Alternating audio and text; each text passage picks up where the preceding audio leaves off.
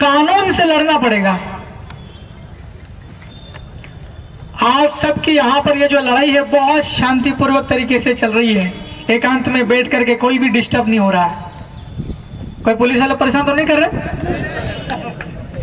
वही देखना हो, डिस्टर्ब मत करना, अब तो विधायक बन गया हूं मैं। विधायक तो सेलाना का हूं, लेकिन विधानसभा सदस्य पूरे मध्य प्रदेश का हूं। पूरे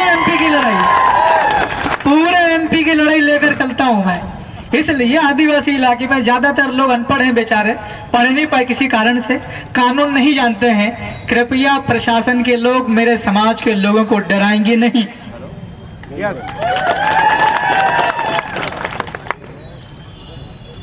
मेरे को ये जानकारी मिली कि आपके इस वाले इलाके में 14,000 हेक्टेयर जमीन ली जा रही। कितनी? 14,000 हेक्टेयर। आप में से कोई बुजुर्ग आप में कोई बैठे होंगे, आपको अगर कोई पूछ लिया जाए कारवता टोकरा केतरी हुए 14,000 हेक्टेयर, 4 दिन तक दारू पीकर माथू कब लगाते याद नहीं आएगा। इतनी ज्यादा जमीन। यूरोप के अंदर तो छोटे छोटे देश बने हुए इतनी जमीन में। क्यों डिनोर साहब, एक देश बन जाता है इतनी जमीन में। 14,000 हेक्टेयर जमीन।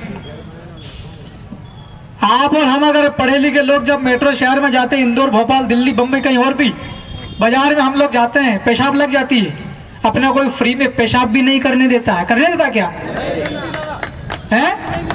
मैं वही कह रहा हूं ना, पेशाब करना मुसीबत हो जाती शहर में एक आदिवासी आदमी को। और ये 14,000 हेक्टेयर जमीन ले रहे हैं, ये किसका पूछ के ले रहे हैं? आप लोगों से पूछा क्या? उधर महिलाएं बैठी है हमारे समाज की, क्यों भाई बताओ, आपसे पूछा क्या? इधर से महिलाएं बैठी, पूछा क्या आपसे? बताओ। ये उधर नारंगी वाले तुम भी बचाओ, पूछा क्या तुमसे? देखिए नारंगी भी मना कर रही। प्रशासन नोट करना है एक एक पॉइंट हमारा। आपसे रिपोर्ट मांगी जाएगी। एकमात्र विधायक आया था अकेला आदिवासी वाला, क्या क्या बोल के गए बताओ। तुम अगर मैं बोल रहा हूं वो नहीं बोलोगे, आगे रिपोर्ट नहीं करोगे, अदालत में मैं आपको घसीट सकता हूं।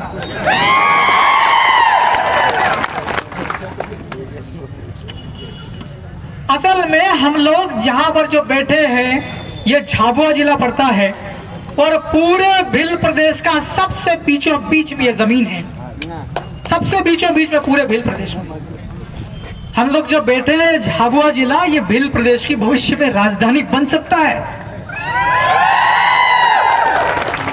मैं किसी आनगढ़ मानगढ़ की बुराई नहीं कर रहा हूं, मैंने सेंटर पॉइंट बताया आपको। जैसे भोपाल मध्य प्रदेश की राजधानी प्रदेश के बीचों बीच में, वैसे ही भिल प्रदेश के नक्शे पर झाबुआ बीचों बीच में आता है। आप में से कोई साथी अगर मुख्यमंत्री बनेगा तो कोई भी आदमी आसानी से आ सकता है कि नहीं झाबुआ?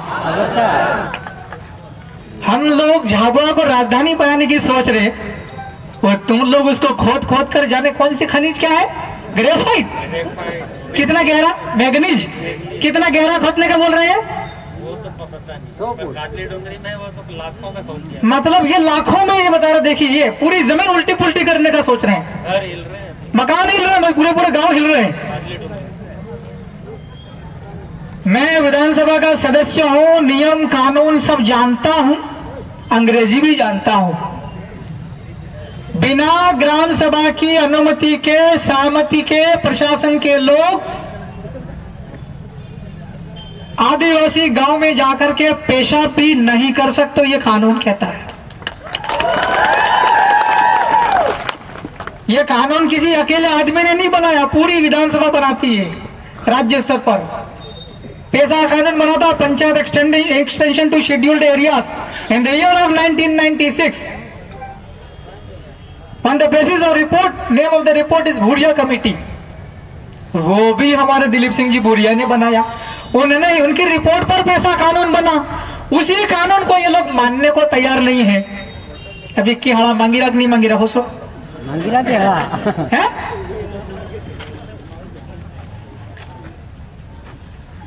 भिल प्रदेश आदिवासी जनसंख्या ज्यादा आबादी वाला इलाका है, आदिवासी बाहुल्य वाला इलाका है। इस देश की संसद में, लोकसभा, राज्यसभा और विधानसभा के अंदर में जो कानून बनता वो सीधे तौर पर आदिवासी इलाके में लागू नहीं हो सकता। यह कानून कह रहा है, कानून खुद ही कह रहा कानून लागू नहीं होगा। पैसा कानून यह कह रहा है कि दूसरे कोई से भी कानून नहीं लगेगा, कुछ भी काम करना चाहिए, आदिवासियों का भला करने से संबंधी कोई योजना नियम बनाना है, कोई से भी योजना का क्रियान्वयन करना है, बगैर सहमति के आदिवासी इलाके में नहीं लगेगा। कारण इस देश का मालिक है आदिवासी मालिक। 5 जनवरी 2011 का जजमेंट। देख, दारू पीना बंद करना पड़ेगा। ठीक है, परंपरा में चलता आ रहा, लेकिन थोड़ा सुधार करना पड़ेगा। अरे थोड़ा बैठ जाओ, बैठो बैठो, वो थोड़ा डाकने भी हो, मन मालूम पड़ी जाए।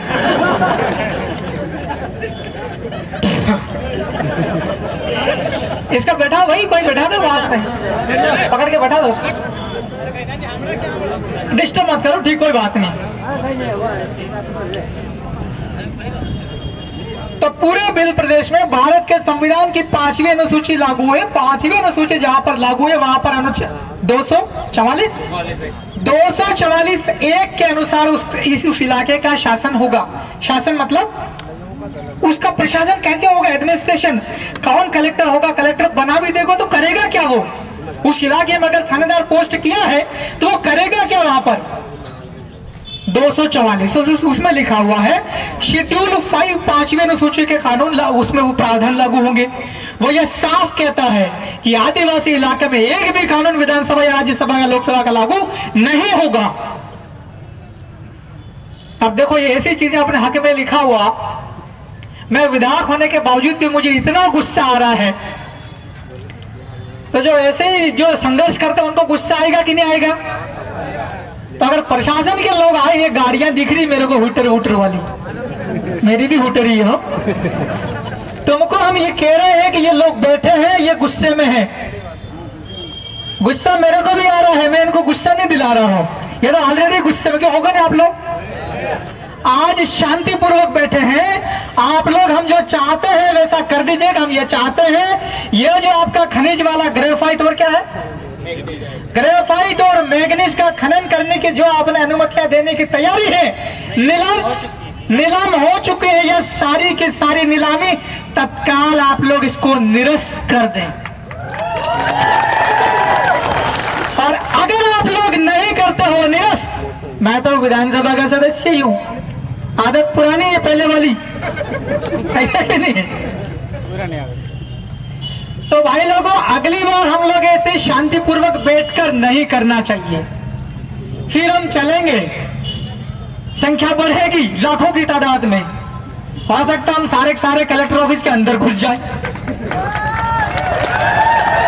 ये एसईओ साहब बैठे हुए हैं, आप लोगों का रहे अनुभव है, कितना बड़ा ऑफिस होता है? 10x10 की 6x4 है? 6x4, 4x4। देखो 4x4 तो और छोटा होता। 4x4 वाले ऑफिस में कोई से भी हो, चाहे मुख्यमंत्री जी का हो, चाहे प्रधानमंत्री जी का हो, पुलिस वाले दबाव में मत आना। 14,000 जमीन आप लोग ले रहे हो हेक्टेयर, छोटी मोटी बात है क्या? 4x4 का तुम्हारा ऑफिस, उसके अंदर अगर 1 लाख लोग अंदर घुस गए, कितनी पसीना गर्मी कितनी हो जाएगी? जानते हो इस बात को? इसलिए तत्काल अब इसको निरस्त करो। आप सभी समाजजन बैठे हुए, आंदोलनकारी साथी बैठे हुए, अग्रपंथी बुद्धिजीवी बैठे हुए, मेरे संज्ञान में आने के बाद में कल मैंने 4-5 लोगों के नाम चिट्ठी लिखी थी। 1 नंबर में मैंने ये लिखा था कि पूरा भारत जो वो रिपब्लिक है, रिपब्लिक गणतांत्रिक देश का मुखिया होता है, उसको कहते हैं राष्ट्रपति। हमने राष्ट्रपति जी को कल चिट्ठी लिखी। दूसरे नंबर पर भारत के प्रधानमंत्री नरेंद्र मोदी जी, उनको भी चिट्ठी लिखी। उसके बाद प्रदेश की सरकार को चिट्ठी लिखी, राज्यपाल मंगू भाई पटेल माननीय। दूसरे नंबर पर मुख्यमंत्री जी श्री मोहन जी यादव। इन 4 लोगों को चिट्ठी लिखी। जो मेरे पास में जानकारी थी वो जानकारी लिख करके और डाल दी। विधायक होने के नाते एक फायदा यह है, हम अगर कोई चिट्ठी लिखते हैं, चिट्ठी लिख के मेल कर देते हैं, वो सीधी सट उस अधिकारी के पास पहुंच जाती है टेबल पे।